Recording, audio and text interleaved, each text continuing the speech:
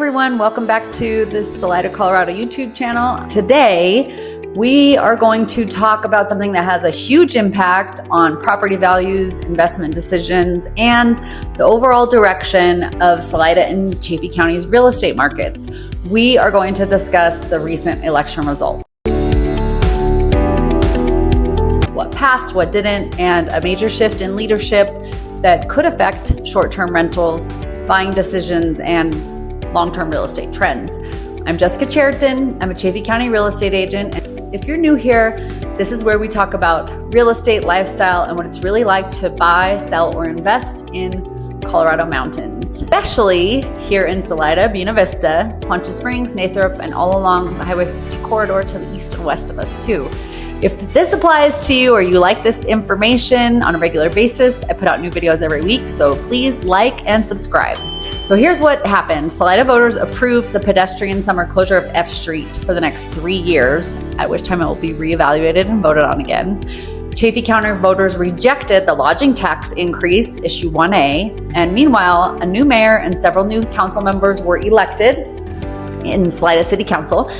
The key point is that the new mayor is openly not in favor of short-term rentals, and that is a big factor. It's one we'll circle back to as we explore what these outcomes could mean for all of us. So let's start with the F Street closure.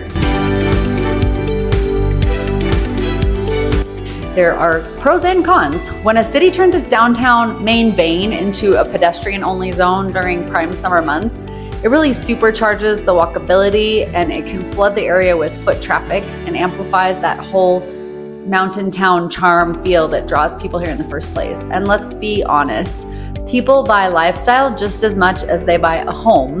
So for homeowners near downtown, stronger walkability index really can translate into bigger buyer demand and a more lively, attractive neighborhood feel. For commercial investors, that surge in foot traffic could lift summer sales, though some store owners say that it doesn't and that the lack of parking is difficult. So it could also have higher demand for commercial retail space. I see it as a lifestyle win for the area, and I think it's yet to be seen if it's going to be an economic win for the area. Jury's still out on that one.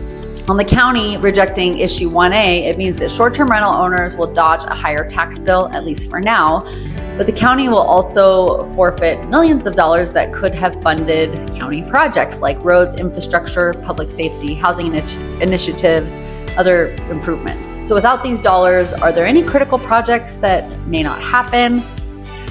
Could there be a lack of long-term appeal to certain areas in the county if we're not getting roads done like they need to? That remains to be seen to do as well. So the biggest election result that we might want to pay attention to is that Salida's new mayor is openly not in favor of short-term rentals. And this doesn't mean that short-term rentals are going to vanish overnight, but it will possibly influence a shift in policy and direction amongst the city council mayor. So down the line, we could see permits getting harder to obtain, zoning changes, existing STR owners facing some tighter regulations or higher taxes, and neighborhoods having stricter enforcement. If you are eyeing a property for a short-term rental, pay attention to possibly new policies rolling out in 2026. Your strategy might need to pivot towards long-term rentals, midterm rentals, mixed-use zoning, or homes in zones that were more insulated from zoning risk. If you're selling properties already approved for short-term rentals, such as those in the C2 zoning area, which no longer need to be Chaffee County resident owners, you might want to take a look at those now while you still can. So this is a really interesting thing. It's going to continue to be interesting. We'll see what happens, but the city council really does want to steer towards growth and a community-centered city. And so we'll have to look and see what happens. These results reveal a community that's wrestling with growth, tourism, and housing needs, and even our local identity. It's not at stake, but it's just a mixed bag right now.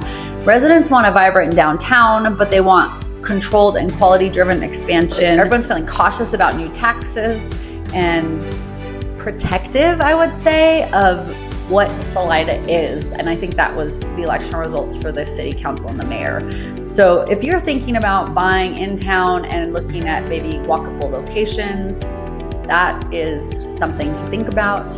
If you want to look at these downtown neighborhoods, the lifestyle focus there is just like second to none. There is a lot of inventory right now, so it is a great time to be poking around and checking those things out before things might get more uptight as far as STR or rentals go. I don't think we're going to see restrictions on long-term rentals because the city council mayor obviously very pro, housing and affordable housing. Bottom line, these voter decisions and the incoming leadership will tangibly shape buyer strategies, selling timelines, and other investment opportunities across Salida and Chaffee County. So if you're wondering how this could affect your home, your plans, or even your next purchase, let's visit. I am Jessica Chariton, and I'm here to not just help you find a home, but the life that you have been looking for in the Colorado mountains. So my tip for today is look at those C2 zonings. If there's listings available in there, you do no longer need to be a Chaffee County resident. That just passed a couple months ago. That could go away. So you might want to be in a property that gets grandfathered in to that possibility of owning a short-term rental. And I will see you in the next video. Thanks.